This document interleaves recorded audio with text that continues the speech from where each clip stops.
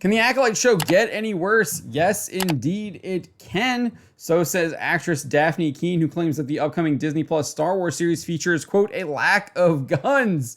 Yes, a Star Wars show that doesn't feature guns, or as we know them in Star Wars, blasters. You know, the things that Han Solo uses, the things that like pretty much everyone uses as a sidearm. Apparently, we're not going to get to see that in a Star Wars series. But let's listen to what she had to say. She was speaking with Entertainment Weekly alongside her co-stars Charlie Barnett and Manny Jacinto. Jacinto first attempted to hype them up, saying, if you love that sequence, the action sequence is about in the show. He says, if you love that sequence with Qui-Gon and Obi-Wan and Darth Maul in The Phantom Menace, yeah, I think you're going to enjoy this show. Barnett then added, I will say too, not to shade, but we have a lot more tangible physical moves than I saw in that fight, as badass as it is. There's a lot more grounded work that goes into our stunt training and our stunt performances. That's pretty bold to say, because I would say that the Duel of the Fates duel is probably one of the most iconic lightsaber fights in all of Star Wars. Definitely the most iconic one in the prequel trilogy. He continues saying, we have an awesome stunt team doing so much without cables, without CGI, without a lot of effects. It makes the fight seem so much more visceral. Truly, I mean, I know I've been hit on the head a couple times. You've been hit in the head a couple times. Keen then chimes in and says a bunch of times. Barnett then concludes saying that will be reflected.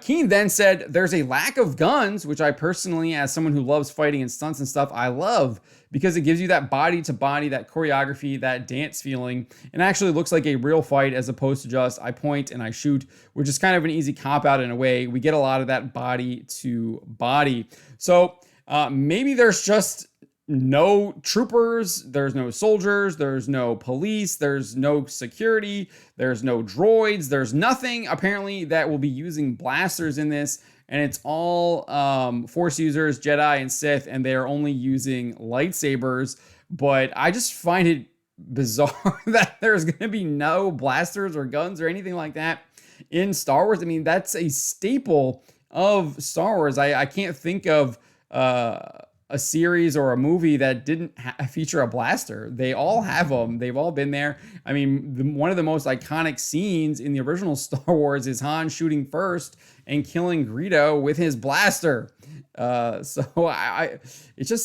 weird that is something that they would reveal. That's something that they would discuss, and that would be in the show. I mean, I guess it makes sense if it's not like it goes to that point where they're like, we're not actually talking about war there's no war in this series as well. So I guess there's no guns either. What even is this show? But she goes on and says, we have a lot of sabers, and the way Chris Cowan and Mark Ginther and Darren Knopp and all these wonderful stars we have choreographed it in such a beautiful way. It's like visually stunning. We watched some stuff the other day and it was just gorgeous. And then we have a bunch of fights as well where there are no sabers, where it's just like full on. Yeah, I can't say much, but it's also really fun and does look really just gritty and real. It feels like a fight. So then they have fights without lightsabers? What are they doing? Like kung fu and martial arts and UFC stuff like that? Like, are they just doing like weird force powers like Dragon Ball Z or something? Like what is this show doing? Is this even Star Wars? Like, what is going on here? This doesn't sound anything like Star Wars. No lightsabers in it. I mean, no blasters, and then you're having fights without lightsabers and just like full on like hand-to-hand combat. Like what? What is going on? No. So that seems to be what we are going to get in the Acolyte whenever it decides to debut on Disney Plus.